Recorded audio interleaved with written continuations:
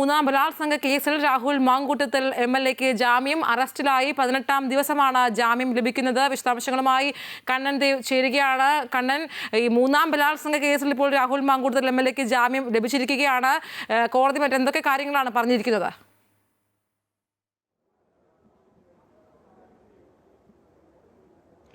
ഐശ്വര്യ, മൂന്നാം ബലാത്സംഗ കേസിൽ ഇന്നിപ്പോൾ 18-ാം ദിവസം പിന്നിടുമ്പോഴാണ് 18 ദിവസം പൂർത്തിയാകുമ്പോഴാണ് രാഹുൽ മാങ്കൂട്ടത്തിന് ജാമ്യം ലഭിക്കുന്നത്. ഇതിപ്പോൾ നിലവിൽ 17 ദിവസം അദ്ദേഹം ജയിലിൽ തുടരുകയായിരുന്നു.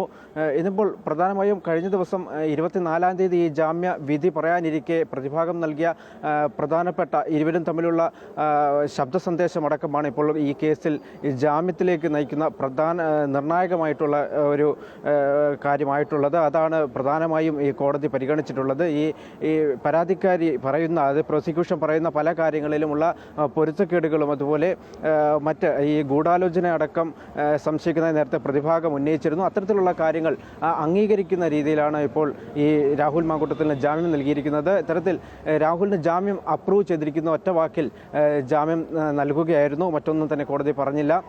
എന്തായാലും ഇന്നിപ്പോൾ രാഹുൽ മാങ്കൂട്ടത്തിനെ സംബന്ധിച്ച് ഇത് വലിയൊരു ആശ്വാസകരമായ വാർത്ത തന്നെയാണ് ഈ ജാമ്യം ലഭിച്ചിരിക്കുന്നത്. അതായത് നേരത്തെ ഈ ജാമ്യം ലഭിക്കുമോ എന്ന കാര്യത്തിലൊക്കെ വലിയ സംശയമുണ്ടായിരുന്നു. അത്തരത്തിൽ ഈ ഒന്നാം പരാതിക്കാരി ഉൾപ്പെടെ കോടതിയിൽ സത്യവാങ്മൂലം അടക്കം സമർപ്പിച്ചിരുന്നു. അതായത് ഈ ഇദ്ദേഹത്തിന് യാതൊരു കാരണവശാലും ജാമ്യം അനുവദിക്കരുത്, അത്തരത്തിൽ നൽകുന്നത് സമൂഹത്തിൽ ഒരു തെറ്റായ സന്ദേശം പ്രചരിക്കുമെന്നടക്കം. മാത്രമല്ല, ഈ രാഹുൽ മാങ്കൂട്ടത്തിൻ്റെ നിരവധി തെളിവുകളുണ്ട്, ഈ പീഡന സംബന്ധമായ നിരവധി ദൃശ്യങ്ങളുണ്ട്.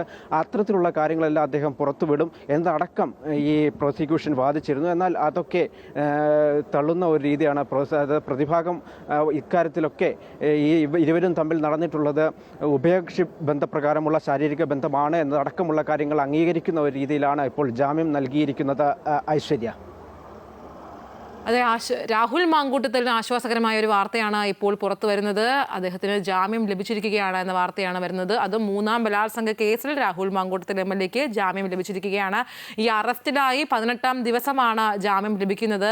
കണ്ണൻ, മറ്റൊരു കാര്യം, ഈ ഒരു കേസ് പരിഗണിക്കുന്ന വേളയിൽ കോടതി എന്തൊക്കെ വ്യവസ്ഥകളാണ് മുന്നോട്ട് വച്ചിരിക്കുന്നത്? ഇനിയിപ്പോൾ രാഹുലിന് പുറത്തിറങ്ങാൻ സാധിക്കൂലേ?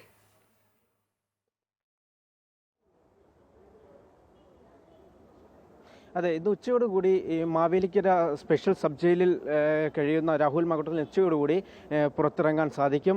ഇദ്ദേഹത്തിന് ഈ വിവിധ ജാമ്യ വ്യവസ്ഥകളോടെയാണ് ഇപ്പോൾ ജാമ്യം അനുവദിച്ചിരിക്കുന്നത്. നേരത്തെ ഉള്ള കേസുകളിൽ ഇദ്ദേഹത്തിൻ്റെ നേരത്തെ കോടതി, ഇതേപോലെ ഹൈക്കോടതി അടക്കം ഇദ്ദേഹത്തിന് ജാമ്യം അനുവദിക്കും, ഒരു കേസിൽ അറസ്റ്റ് തടയുകയും ചെയ്യുന്ന ഒരു നടപടിയൊക്കെ ഉണ്ടായിരുന്നു. അതൊക്കെ ഇന്ന് പരിഗണിച്ചിട്ടുണ്ട്. മറ്റ് 2 കേസുകളിലും ഇത്തരത്തിൽ റിമാൻഡിലാവുന്ന ഒരു കാര്യമൊക്കെ ഉണ്ടായിട്ടില്ല എന്നതടക്കം നേരത്തെ പ്രോസിക്യൂഷൻ അറിയിച്ചിരുന്നു. മാത്രമല്ല, ഈ കേസിൽ ഗൂഢാലോചനയുണ്ട്. മാത്രമല്ല, ഈ കേസ് സംബന്ധിച്ച് ഇത് കെട്ടിച്ചമച്ചതാണ് എന്നടക്കമുള്ള കാര്യങ്ങൾ നേരത്തെ രാഹുൽ മാങ്കൂട്ടത്തിൻ്റെ അഭിഭാഷകൻ പറഞ്ഞിരുന്നു. അത്തരത്തിലുള്ള കാര്യങ്ങളെല്ലാം അംഗീകരിച്ചിട്ടാണ് ഇപ്പോൾ രാഹുലിന് ജാമ്യം നൽകിയിരിക്കുന്നത്. എന്നാൽ ഉച്ചയോടുകൂടി മാവേലിക്കര സബ് ജയിലിൽ കഴിയുന്ന രാഹുൽ മാങ്കൂട്ടത്തിന് പുറത്തിറങ്ങാൻ കഴിയുമെന്നാണ് കരുതുന്നത്. എന്നാലും ഇന്നലെ വരെ ഇപ്പോൾ 17 ദിവസമായി, ഇന്നിപ്പോൾ 18-ാം ദിവസമാണ്. ഇന്നും ജാമ്യം കിട്ടുമോ എന്നൊരു അനിശ്ചിത്വമൊക്കെ, ചിലപ്പോൾ രാഹുൽ മാങ്കൂട്ടത്തിന് ജാമ്യം ലഭിക്കുമോ എന്ന കാര്യത്തിലൊക്കെ ഒരു അനിശ്ചിത്വം നിലനിന്നിരുന്നു. ചിലപ്പോൾ കിട്ടില്ല എന്ന തരത്തിലൊക്കെ ആയിരുന്നു ഈ വാദങ്ങളിലൂടെയൊക്കെ